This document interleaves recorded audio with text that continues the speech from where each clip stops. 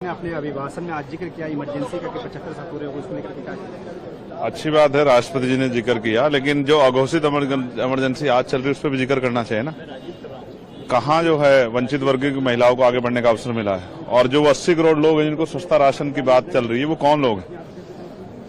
रोजगार पे बात करनी बहुत जरूरी है। तो अभी राष्ट्रपति जी ने पढ़ा, वो जानते हैं सब सरकार का जो है पेपर है, लेकिन बुनियादी मुद्दों पे बात नहीं होगी तो कैसे चलेगा। मैं जिस क्षेत्र से आता हूँ नगीना से, वहाँ रोजगार नहीं है, वहाँ बाढ़ की समस्या है, वहाँ स्कूल कॉलेज यूनिवर्सिटियां नहीं है, और कास्ट एट्रोसिटी कितनी बढ़ रही है। कल ही हरिद्वार में एक लड़की का सामूहिक रेप हुआ जो नाबालिग बच्ची थी, कि आरोपी गिरफ्तार नहीं हो रहे।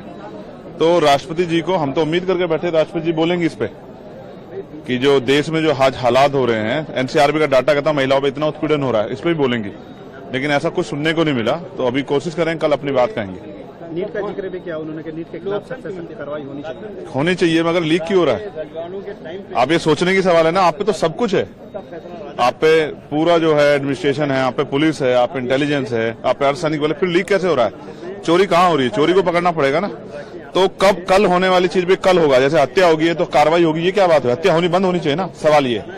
तो अभी बहुत कुछ है जिसपे हमें उम्मीद थी कि राष्ट्रपति जी महामहिम बोलेंगी, लेकिन वो नहीं बोली, लेकिन हम लोग बोलेंगे। एक आखिरी सवाल, जिस तरह से संगोल हटा करके वहाँ कॉन्स्टिट्यूशन की कॉपी रखने की बात हो रही है, अच्छा है। ये बोलने से नहीं चलेगा कि देश कॉन्स्टिट्यूशन से चल रहा है, चलना चाहिए।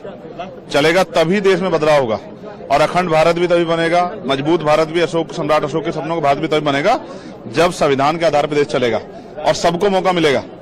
कल से हमने शुरुआत कर दी है। हमने कल भी माननीय अध्यक्ष जी से अपील की कि हमें बोलने में मौका दे, बड़ी आवाज उठाने के बाद मौका मिला।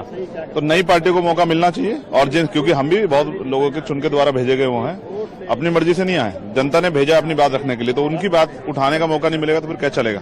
तो हम नगीना का धन्यवाद देते हैं, और नगीना के जरिए देश के जो कमजोरों की, बहुजनों की, हक वंचित समाज के लोगों की आवाज उसको उठाते रहेंगे, इसलिए हम पार्लियामेंट